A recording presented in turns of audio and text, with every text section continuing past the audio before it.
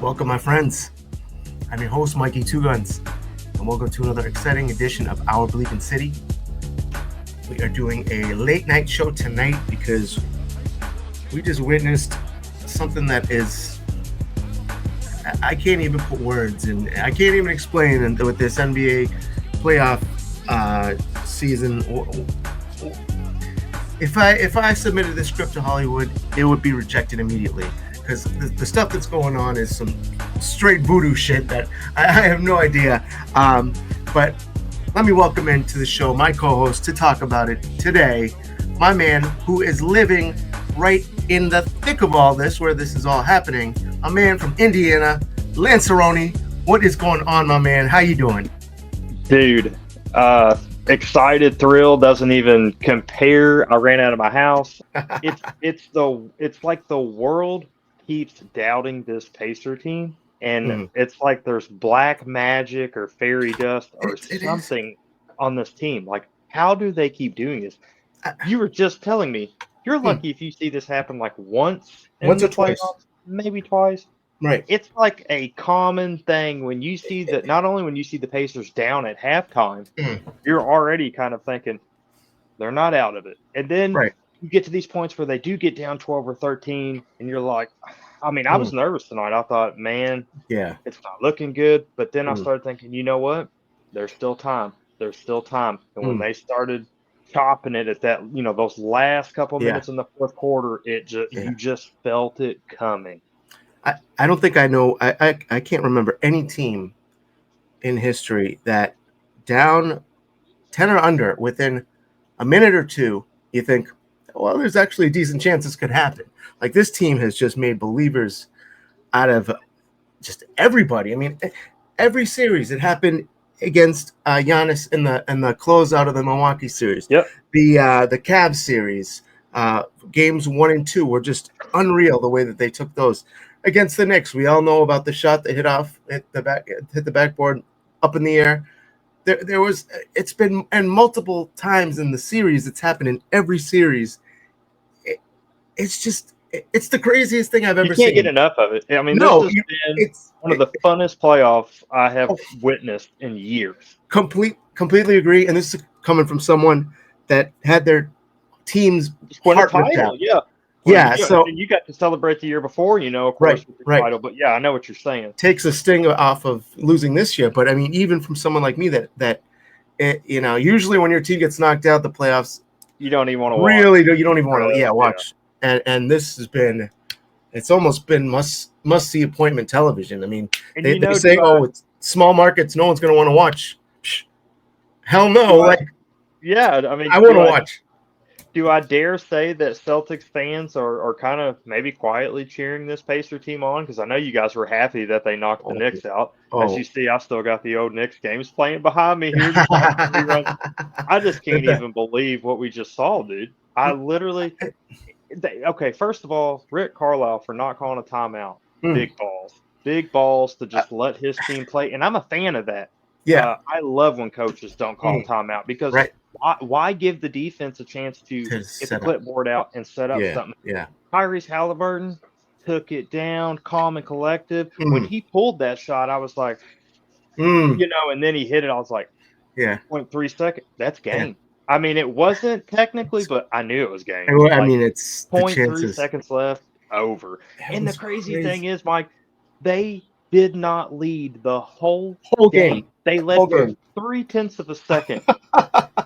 That's basketball, though, man. You got to play till the last buzzer sounds, dude. It has given just whole new meaning to just you're really in every game, even down I don't remember 10, 15 years ago being down 20, the comebacks like this ever. Yeah. But this postseason, I mean, it happened in the Celtics series. It's happened in all the series, really. But especially for the Pacers, 20-point lead, you can never – no lead is safe. I mean, no lead is safe, really. And I think a lot of it is because they just play their style of basketball, just like OKC likes to run, but the Pacers never feel like they're out of it. So many teams get down on themselves. You start seeing it in their body language. They just play. And to start this game, I was nervous because OKC was bringing the heat on defense. I mean, they were denying everything. The Pacers were having to start their offense like 10 steps behind the three-point line. I mean, they really pushed them out. I'm just, wow. I mean, from first half, Pacers had 20 turnovers going into halftime. That's not winning basketball, man. And they're away, and they still found a way to win this game. They only had 6 turnovers in the second half. That was a huge, wake up. Let's quit turning it over. And another thing, for the Pacers, you've got to be thrilled. Tyrese Halliburton did not play a great game. I know that sounds crazy when you hit the game shot, but he only had 14 points. He did have 10 rebounds, which is huge. But the one guy that really stuck out to me as cheering these Pacers on, Toppin coming off the bench was 17 big points, man. Unsung little hero there. Nembhard plays. Nembhard. Oh man, those three pointers, dude. My those 3-pointers down the stretch, man. This team, I don't want to get too far ahead of myself because let's face it, this OKC team is really good. Oh, and they're going to come out game 2 because it's do or die almost. You can't go down 2 games at home, but man, well, I mean, the Pacers right now. The Pacers have taken the first 2 games of the last 2 series. Huge, and we've seen what happened. So and I forget, I seen a stat, Mike. I swear I saw something along the lines of like high 60s or low 70s. Whoever wins game 1 of the NBA Finals typically wins the finals. So stealing it at OKC, man. What a perfect way to start this series if you're Indiana. Taking back home court. The fact, and like you said, the fact that the Pacers did not play great coming out. The first half, they were terrible. Awful. I was just watching the ESPN recap, and Halliburton was saying, like, I was nervous. I was pressing. And for them to still pull out a game that they came out and played so they were poorly, sloppy, dude. Poorly against that team. Those aren't no chumps over there against that defense. They're amazing. Which, I mean, it's that they put up historic numbers this year. And then to beat in their building, a guy like SGA, the free throw merchant, to overcome all of those obstacles is remarkable. He had 38 tonight. I mean, Shea definitely brought it for his team. He played great. When I called Tom a minute ago, the one guy, if I'm OKC, the one guy I'm just very disappointed with tonight, and you got to think it's his first time in this big moment. Chet, 6 points, 6 rebounds. That's not going to cut it. He was invisible. Yeah, and it really shocked me because there were times when he did score, and I was like, okay, maybe he's going to start getting, but never got going. I say times he scored, he only had 6 points, but especially 6 rebounds with as big and lanky as he is, you hope that he gets more than that. He should be impacting. And the thing too is thinking back. I mean, to really the crunch time, which was the last 3-4 minutes. I don't remember one play that he was involved in at all. Like that was game changing. I don't even remember. Was he even in the game? Like I couldn't even tell. They had nothing out. Just big disappointment from him. Yeah. I'm big on it. And this probably is the case every single game, but in today's NBA, whatever team really shoots the higher clip at the 3-point line, we're starting to see are the teams that are continuously winning. Tonight, the Pacers shot 46% from behind the arc. They hit 18 to 39. You go over to OKC, they were 36% from the 3-point line, hitting 11 to 30. So 7 more threes made by the Pacers. The free throw game, it was really, Pacers shot 21. OKC 24. They were 21 to 24. Pacers were 15 to 21. So the Pacers left a couple points on the board there. But wow, what a game! 111-110 led for 0.3 of a second, and just unreal what we see. I think people keep asking themselves, how do these Pacers keep doing this? I don't know either. It blows all all rationale. Any rational person analyzing it. No way. It makes no sense. No, it can't happen again. It's like it's already happened that many times. It is. It's like playing 2K with your buddy that you constantly know you can beat, and then he somehow hits that crazy shot, and you're like, dude, right. You're playing Madden. It's like the Madden comebacks within, like comeback 21 points in the final minute.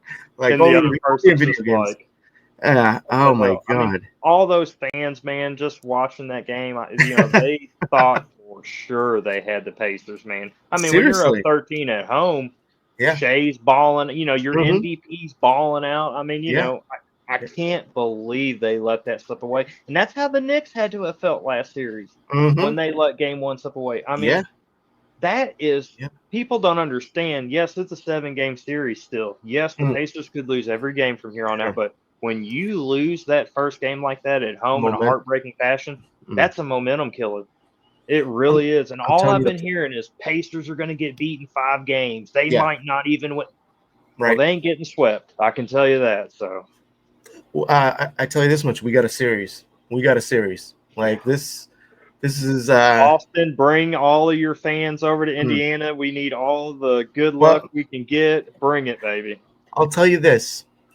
I'll go through my my Instagram stories. Usually it's people of their. They'll have the final replay of the game as they're watching live.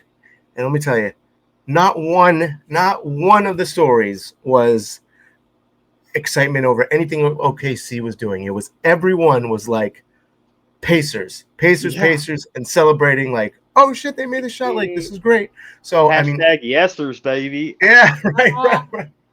And like I sent you, I think I texted it to you last time. The Boston Pacers logo has taken off here, man. Awesome. It was huge for New York, but it's carried over into this series. And how can you not love a team like that? I mean, they don't. We were just talking about this off air. It's not like they got guys that you just hate, like a Draymond Green or they don't have a Dylan Brooks, like that are so detestable. Where it's like, I don't want them to win just because of that MFer, Yeah. Like they got guy. I mean, how can you hate a guy like Miles Turner? Like that dude is the most likable dude. Cool. And something about him that's kind of cool. You bring him up. He's really big into Legos. Have you seen some of the crap he's built, dude? He built a full-size model a couple months back, or maybe it was over a year ago now, of the Titanic.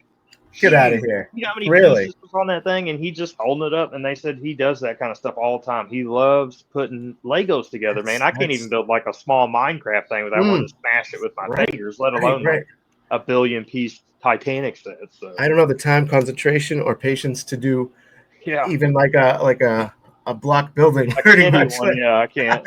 You know what's funny? You say that about Miles Turner. I too have another tidbit of something about him that just makes him likable. The fact that I got 2 cats. He's a cat person. He's got a bunch of cats. He loves cats. Them. You don't see that too often, and he's proud of them. And it's like, I like this dude. I mess with this dude. So he's really just cool. And he's just a smiley guy. You just look at him. He just seems happy. He's just, it's a player you'd love to have. Every team kind of like an Al Horford, a guy that you would just love to be around. Right. For your Boston Celtics. I mean, I don't know of anyone that talks crap about Al Horford. No, and he's all class, not like a guy just like you said, Horford. Class, respected around the league, plays the game right. He's not dirty.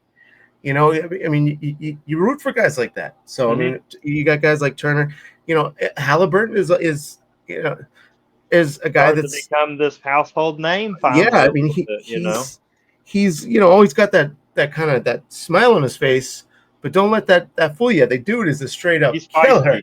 Yeah, he's looking to cut your throat. A killer, and Indiana just got a bunch of dogs on that team. Guys like TJ McConnell, Nembhard, how about Nembhard hitting those threes at the end? My God, just dribble. Look like Allen Iverson out there trying to cross somebody over and then just step back. Cool and calm. When he lets those fly, sometimes I'm like, no. Good shot. Right. Man, it's been a crazy run. I know we've keeping the show now to a shorter time frame, so we're gonna move on. But this series has already had more drama than a lot of whole NBA final series. So I do look forward to that. So the next our two topics of the day, obviously the finals because biggest news. The next one is, for Boston, it's really the only sport that's active right now. The Red Sox, the Boston Red Sox, and we talked about on the show last week. We were hoping that the Angels series would kind of be like the get right series. Yeah. Get them right. Didn't work out that way. They ended the series well with a walk-off. Yeah, they ended well. Yeah. They lost 2 out of 3, unfortunately. But that really leads them into the biggest series of the year tomorrow, going into New York. Empire. The Bronx. Exactly, the Evil Empire. This could make or break their season right here because, they're a good 8 or 9 games back. But if they can at least win this series, or at best case, if they could sweep, things get really interesting again. And we are still only 4 back in the wild card. So as long as we still don't a long way, yeah. Yes, there's a long season left. But it would be a lot for momentum, just for their mental psyche. If they could take some against the top dogs in the division, going into their house and kind of making a statement. It's a big series. It's a big series. Would you agree? Yeah. And honestly, Mike, I think the main thing, that's going to come down to this series, in my opinion. Of course, you've got this Yankees power for offense, but their pitching's vulnerable. Yeah. And if the Red Sox can get hot with those bats, get them rolling, man, you can really get this Yankees team on their heels. And really, the Red Sox pitching, man, if they can keep those Yankee bats from just going make them work at the plate, throw them some junk, mix in some stuff, make them work. Don't let them come up there and dictate you as a pitcher. You need to dictate them as a batter and have them thinking, I don't know what's coming. I don't know what's coming. And the Red Sox can do this, man. The Yankees, they got to throw strikes, no walks. But yeah, this Red Sox team, I believe what you say when you say this series can make or break them. It really can. If they get hot in this series, that's going to give them confidence, and they need some confidence. And we got guys like we just called up Marcelo Meyer, which was our number 2 prospect. He had his first career RBI. Yes, in the majors. Yes, he did. And he's obviously some of these guys take a little time to just kind of warm up to the major league level. You see the potential there. He hasn't gotten hot yet, so you got to expect him to get hot. You got other guys, Christian Campbell, they called up at the beginning of the season, which was our number 3 prospect. He's been struggling a bit, so you expect him to break out of it. Devers is now getting hot, which is good. Yeah, that's so big. If they can get some of the guys, they have such a great potential with the lineup. If they can get some of these guys, especially the young guys, going. And this series, man, when you got Yankees and you're going to Yankees, like this is the kind of series that sometimes those young guys, while you might think they're going to be nervous, this might get them pumped up and going. Like this is a big series, man. Big series. Yeah, there's something about playing in the Bronx against the Yankees, the American League champs from last year. Guys get up for this, it's prime time. You got all the, all the network coverage. Like you said, you think some guys might get nervous, but a lot of times guys rise to these occasions because they've been waiting for the rookies. They've been waiting their whole lives for games like this. So, and really with the Red Sox, Walker Buehler and Garrett. Crochet has been awesome. Yeah, Crochet. With a guy like Crochet, if he can go 6-7 innings strong for you all, then that really tells me that he's keeping that Yankees offense in check. So that's huge too, because with the Red Sox, you don't want to really get in a pickle either, where you guys are having to just go through pitching and get into that bullpen. So I think both teams know weaknesses in some of their bullpen issues.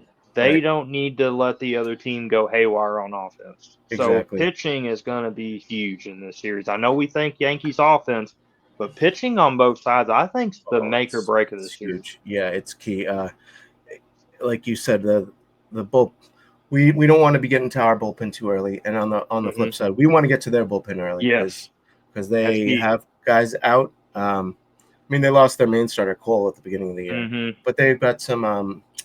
What's his name? Is it Luke Weaver? I think his name is one of their top relievers. Just went on the deal.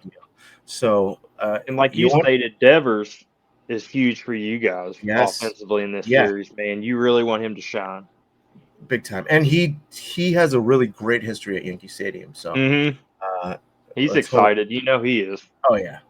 He loves beating the Yankees. I mean, who doesn't? But he particularly thrives on it. Yeah. That brings me to the last topic of the day.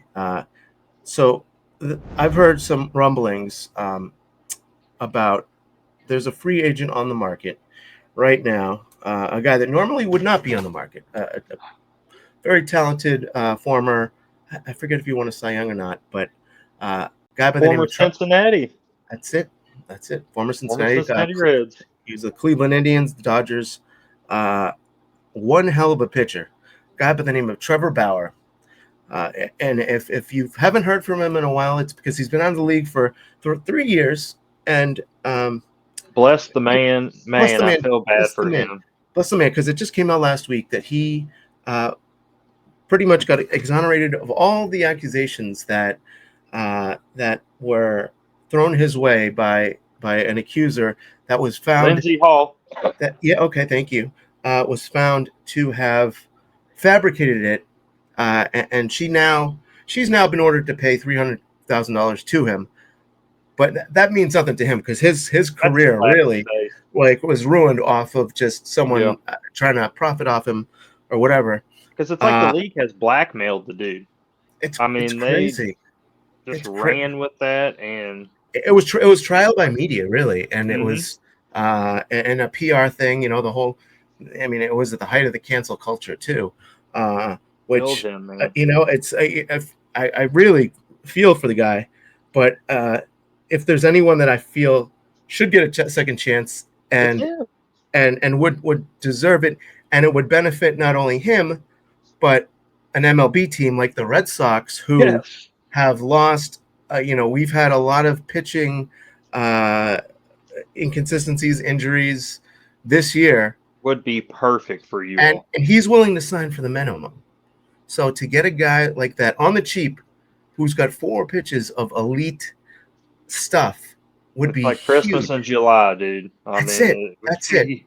I mean, and I would hope the Red Sox would at least just call somebody. Yes, make a call. Just do their due diligence on it and at least consider it, because at this point of the season where we're at, we could really use an injection of just a shot in the arm in our pitching, because our pitching has been it's been really, really in shambles in a lot of areas. So I'm all for it. I would love to see him. What do you think about that, Lance? I think it's a great fit. I mean, exactly what you said. He's got 4 elite pitches. I went and looked up some stats on him just recently. So he's still in the Japan League right now. Right. And he's got an ERA of 3.9, 350 Ks in 53 innings. Wow. Now you go back to 2024, he was 10-0 with a 2.48 ERA in the Mexico League. Wow. He was dominating. Just dominating, dude. Still showing that he's got it now. Am I super familiar with the Japanese and Mexico leagues? Not 100%. I don't know any players, what the offenses are like in those leagues, but I mean, I would have to assume those dudes are still decent hitters. Oh yeah, I mean, the two slobs. I'd say some of the two of the, I guess, best leagues outside the MLB. I mean, Japan is probably the 1A because. I mean, you had guys like Ohtani, Ichiro. You talk about fundamentals over there. I mean, yes, that is. So they're probably good hitters. Great. It's a really competitive league. And Mexico. I mean, how much of the MLB is Latin Americans? That's a huge. That's another. These leagues are good. They're very in their own way. Exactly. So it's not like he was going and playing for like the Savannah Bananas and I believe I might butcher this name. I believe it's the Yokohama. Bay Stars is who right now in Japan. Yeah. Would love to see him on your Red Sox. I mean, of course, I'd love to see him back to Cincinnati Reds, but don't think that's yeah. The Reds could use any type of help right now at this point. I think we should just combine the Red Sox and the Reds and just yeah, right. You guys would love to have LA Day. Oh man, they could be in like our quadruple A affiliate. Right? Yeah. But you know, and I know you know we hate the evil empire, Yankees, but there are 3 other teams that I was reading a little bit about that are possibly interested in Trevor. I know a lot of teams will be, but of course the Yankees. I know the Yankees. I saw that one too. The Diamondbacks was another team that I saw could show interest in him, and then the Guardians. Yeah. Don't know how serious he started his career there. But I do know that their names are being mentioned in some threads I'm reading. But, I mean, no one knows where he's going to end up. It seems like, you know, Major League still kind of has this little bit of a blackmail thing going on with him, or at least that's how Trevor feels. Yeah. It does seem like he was blackballed fully. So hopefully he gets a chance, and what better chance than with the Red Sox, that's man? What I'm saying. Historic franchise. You get to come in and instantly pump up that pitching staff, and the fans will love him. I mean, just come in and throw strikes. They'll love you in Boston. I mean, Mickey Mouse could show up tomorrow. You throw strikes, they're going to love you too. Oh, yeah. This is a baseball town. It's a baseball town. And beat the Yankees, get to the playoffs, and dirty water, baby. You know, and the other thing is, if we can sign him and keep him away from the Yankees, it's another win right there. So I mean, you get tired of the Yankees and Dodgers getting everybody. Everybody. You know, let the Red Sox have a little bit too. You know, they have unlimited salary cap, unlimited like guys that they can say. It's about time to give the smaller guys, you know, throw a bone to us. So so it should be an interesting series starting tomorrow. Lance will be back next week. Hopefully, we'll be talking about the resurgence of the Sox, taking a few from the Yankees. And if not, we'll just be talking about the minor league guys that we think should be called up. So, but Lance, thank you for another great show. Look forward to talking more finals talk with you. Thank you all of our listeners. Don't forget to like and subscribe to the YouTube channel, to Twitter, Instagram, all those good stuff. We will catch you guys next week. Indiana, all our Indiana fans, because we are now the Boston Pacers. All you guys, thanks for tuning in. We'll catch you again next week. Goodbye.